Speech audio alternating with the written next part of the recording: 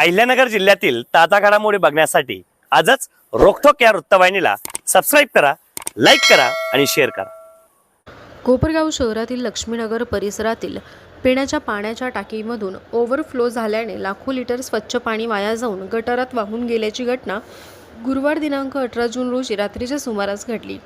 या प्रकारामुळे स्थानिक नागरिकांमध्ये संताप व्यक्त करण्यात येत आहे। मिळालेल्या माहितीनुसार लक्ष्मीनगर येथील पाणी पुरवठा करणारी पिण्याच्या टाकीमधून मोठ्या प्रमाणात पाणी ओव्हरफ्लो होऊन परिसरात साचले होते। मिळालेल्या माहितीनुसार लक्ष्मीनगर येथील पाणी पुरवठा करणारी पिण्याच्या टाकीमधून मोठ्या प्रमाणात पाणी ओव्हरफ्लो होऊन परिसरात साचले होते। त्यानंतर हे स्वच्छ पाणी गटारामध्ये वाहून गेल्याने मोठ्या प्रमाणात पाण्याची नासाडी झाली। घटनेची माहिती स्थानिक नागरिकांनी नगरपालिकेच्या संबंधित विभागाला दिल्यानंतर प्रशासनाकडून ओव्हरफ्लो बंद करण्यात आला। दरम्यान या घटनेवरून राष्ट्रवादी काँग्रेस पक्षाच्या कार्यकर्त्यांनी नगरपालिकेच्या कारभारावर तीव्र नाराजी व्यक्त केली आहे। राष्ट्रवादी काँग्रेस पक्षाचे कार्यकर्ते राजेंद्र वाकचौरे यांनी प्रशासनाच्या निष्काळजीपणावर प्रश्नचिन्ह उपस्थित करत निषेध नोंदवला। एका बाजूला नगराध्यक्ष नागरिकांना पाणी जपून वापरण्याचे आवाहन करतात आणि तळ्यातील पाणीसाठा कमी असल्याचे सांगतात, तर दुसरीकडे बाजूला नगरपालिकेच्या हलगर्जीपणामुळे लाखो लिटर स्वच्छ पाणी वाया जाते। या पाण्याच्या नासाडीला जबाबदार कोण, असा सवाल राजेंद्र वाकचौरे यांनी उपस्थित केला आहे।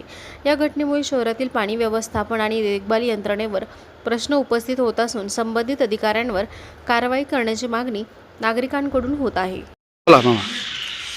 आज कोपरगाव नगर परिषदेचे नगराध्यक्ष यांनी पाणी जपून वापरा या नागरिकांना सांगितले आहे, पण स्वतः आज आमच्या लक्ष्मीनगर पाण्याच्या टाकीचं नेहमी ओव्हरफ्लो होतो, हजारो लिटर पाणी वाया जातं।